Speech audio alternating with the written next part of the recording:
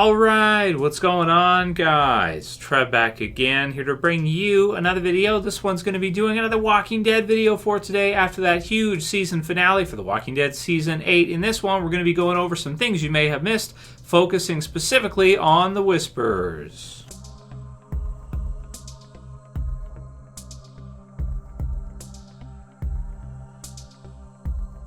Alright, and spoiler warning if you guys have not seen the finale yet for The Walking Dead Season 8. So we got a few little Easter eggs to go over here for the Whispers, or a few things to kind of just point out from the finale that we're going to go over. You guys can leave your comments on them below on what you think they mean.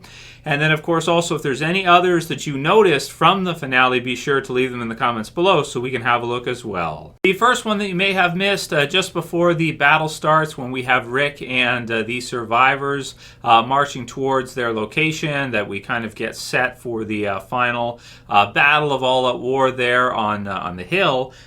We do see that there is actually some posts that have been put in, seemingly in kind of a line to represent a border or a territory. This is something for the Whispers in the Walking Dead comic book series. We see them do. Here, for example, is one where you have a bunch of survivors' heads on spears to signify that that's the border. Now, in the in the television series version so far, the posts are just kind of regular posts. They don't have a whole bunch of people's heads on them like they did in the Walking Dead comic book series, but it does look like a Whisperer kind of tie-in there to me, and it does look like something that they're probably setting up to kind of show that, funny enough, the survivors versus the saviors in the final battle of All Out War actually took place right on the border to the Whispers' territory. The next one is from near the end of the episode, where you have Dwight, who opens up a letter addressed to him as D from Sherry in their old house. And here you have, basically, it says honeymoon, and then you have a symbol that has been written of an Ouroboros, which is basically a snake eating its own tail, which is exactly the type of belt buckle that Alpha wears, who is the leader of the next group of villains as to come from the Walking Dead comic book series. Issue 138 is the cover is actually her belt buckle, which is an Ouroboros, and you can see here as well too. There was also an episode of Fear named the same thing, which is kind of funny. But in this case here, pretty much you have Sherry who's saying honeymoon to Dwight, maybe telling him where to go or where to find her, or jarring something for him so that he would know where to go or what to do, but if someone else found it, they wouldn't know. And it looks like he smiles, so it seems that most likely that's given him some indication of what to do or where to go to find her. Is she with the Whispers? Could she end up being Alpha? I'm not sure how I feel about the idea of Sherry turning into the leader of the Whispers and being Alpha. It kind of seems like there wasn't really enough time for her to establish herself as Alpha there, although I suppose it's possible. It's probably the topic for its own video later this week that we could do, whether or not we think Sherry will be Alpha. But certainly the symbol in the writing is definitely, I would say, a Whisperer Easter egg, considering that the first kind of look we had of the Whispers and of Alpha on that cover was of the belt buckle, which was the exact same Ouroboros type of symbol. So most likely from that, I think we can take it that Sherry is probably with the Whispers. And also, I like this idea a lot, which is that the zombie horde that we saw, the Walker horde in the background of the battle there that would have been on the Whispers' territory, most likely is probably the Whispers' horde. In the Walking Dead comic book series, they actually have a humongous horde of zombies that they've kind of collected, sort of something similar to the wolves and what they had in the trucks, but bigger, in that basically they have just this huge army, or this humongous just horde or group of walkers or of zombies that they keep kind of with them, and they sort of move in and between them. So the Whispers are a fun group because they're a group that in this finale here we most likely are basically seeing in the background there, but we wouldn't really know it. And Rick even says after defeating Negan that we're alive, that's dead.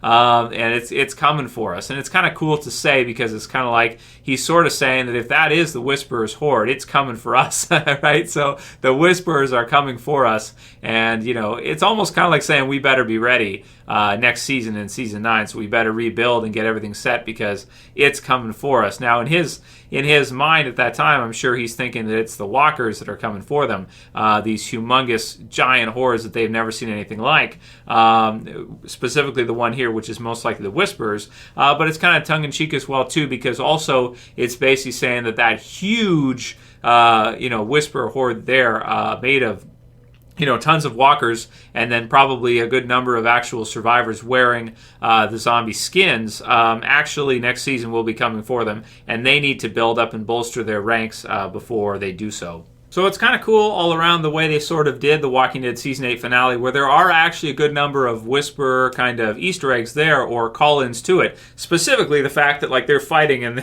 it's like right over there, there's this huge freaking group, and we interpret it as one thing as you're watching it through the first time, but then as you kind of think about it, maybe you look back at it again, and you're like, wait a minute, there's this humongous kind of collection of walkers there that seemingly the Whisperers have kind of led there. The Whisperers are kind of cool because because they're wearing the zombie skins, they can lead groups of zombies, similar to as we saw maybe someone like Merle do earlier on, or Nicholas do in Fear the Walking Dead. Merle using noise, but then with the Whisperers, they can camouflage in, so they can put on their skins and everything they're wearing. They can go up to a horde at the front, and they can basically steer them. They can start walking in a direction, all the rest will start to follow, and they can basically lead a zombie herd into a direction. And in this case, what it seems like as we're seeing in the background there is their collection of probably a bunch of smaller herds that they have brought in together to combine all together to create this, ginormous, huge herd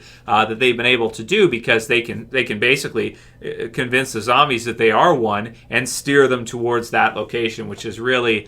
It's really cool, and it's going to be sweet to see in The Walking Dead Season 9. We eventually start to see more and more stuff for the Whisperers, which probably should come in, most likely in the premiere, in the very first episode, or at least the first couple, depending on how they handle the Maggie situation. So some really great setup there without making it obvious. Some stuff that you got to look into a little bit more, and some people may not have noticed the symbol on Sherry's letter there for Dwight, or just kind of the totems, or not the totems, but the posts there in the line as you're walking by. It's background stuff. You got to watch it twice, really, to see them all, I think, or hear it from you guys. A lot of you guys, you write comments, and then I see it. Oh, I got to check that out, and it's cool. So if there's any others you noticed, leave a comment, and we'll go through it, and I'll add them to the description and that for you guys afterwards. We will do a few Q&A questions for today because it is our video for today. So Negan says, do you think the horde we saw is the same horde the Whisperers will eventually control? And yeah, I think so. And I think they already do control them. Considering you see the post there, considering you see the Sherry setup there and the fact that we're going to see the Whisperers next season, they probably already do control that horde. And eventually we'll see that damn thing come crashing down on Alexandria or the Hilltop or something. We'll see if they get into the Whisperer War in a couple years. It's exciting, man. It's exciting stuff for sure. 4D Mike says they were probably concerned that doing a Whisperer tease might possibly detract excitement and or attention from the Fear the Walking Dead crossover. They want people to focus only on Fear the Walking Dead right now so they can reap the maximum benefits from doing the crossover event. And that's a good comment. That's probably true. They did it in such a way here where it's there, but upon first viewing, you'd barely notice these. So it's kind of cool. It's here. Here's not here, right? It's Morgan, right? It's there, but it's not there until you really look, and then you get to see. And that's cool. That's really cool the way, because it's like an aha thing when you see it. It's like, I see what they're doing there. I see what you did there, Gimple. I see what you did there. And next season, it'll be different, so we won't have to worry about this kind of stuff. Well, maybe Angela Kay will do the same thing. We'll see. Adam Ford says Fear was better, and than the Walking Dead Season 8 finale. And it's like one of those where I did a review for Fear the Walking Dead Season 4 premiere and the Walking Dead Season 8 finale. I hate to compare them and say, Fear had a better episode than this. This was the finale episode for The Walking Dead, but I really feel like, and we discussed it in the video about some people being very disappointed with the finale. There's always some people that are disappointed, unless we see No Way Out or Too Far Gone or something. Even then, there's still a few people that are complaining because they're like, oh, it wasn't that good or something. It's like, what? How can you say No Way Out was not that good?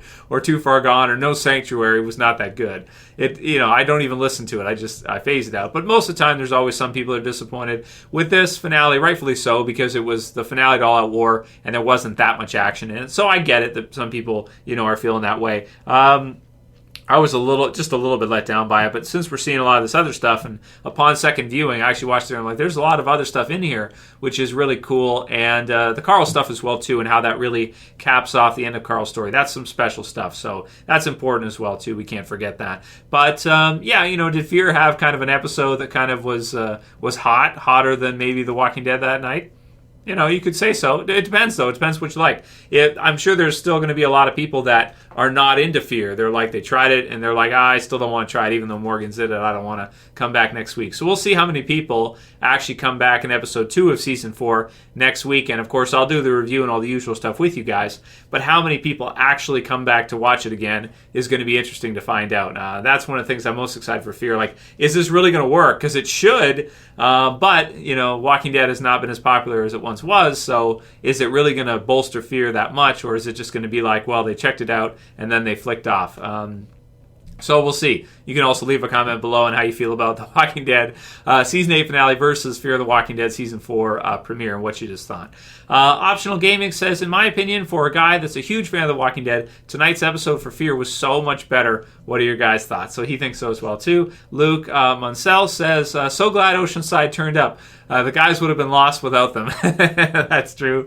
They were there, but they were like barely there. Like the Oceanside show up with the bar, like, here's your Michael Bay explosions. We got to throw those in the mix. We're making you're making a cake, right? Or you're making a pizza. You got to have the cheese. You got to have the dough and everything. You got to have the sauce and maybe whatever toppings you want on it, right? So you got to throw some Michael Bay explosions in there to make it a finale, right? And it just feels like they just threw that in there to tie it all in. And it's like, oh yeah, that's right. But they didn't really make that much of a difference anyway, Really, I would have liked it if maybe in the finale, if there's anything I could say to improve it, and we'll probably wrap up with this for today. Maybe if you would have had the guns backfire, but a few of them kind of work maybe, and then you have some more fighting, and then you maybe throw in one character death, like you kill Gabriel or something like that, and so you have some of them work, and then the others backfire, and then more fighting back and forth between the two. Or maybe I always like the idea of them running out of ammo and having to go in hand-to-hand like Daryl brought up. That would have been really wicked to see. But then again, they did so much action throughout the season. It seems like they went with kind of a more character-focused approach here for the finale with Eugene, Carl, Rick, Negan, and all the others, Maggie and all the others. So that'll be it for today's video, guys. I hope you liked it. If you did, check the comments below. Leave one of your own and see what other people have to say about anything else that average viewers, us on first viewing, may have missed. And if you like this video, please thumb it up below. You can share, you can favorite, and if you're new and you want to subscribe to the channel, bottom to subscribe. Click the damn button. That's it for this one. See you guys again soon for another video. As always, it's Trev saying peace later, guys. See you tomorrow.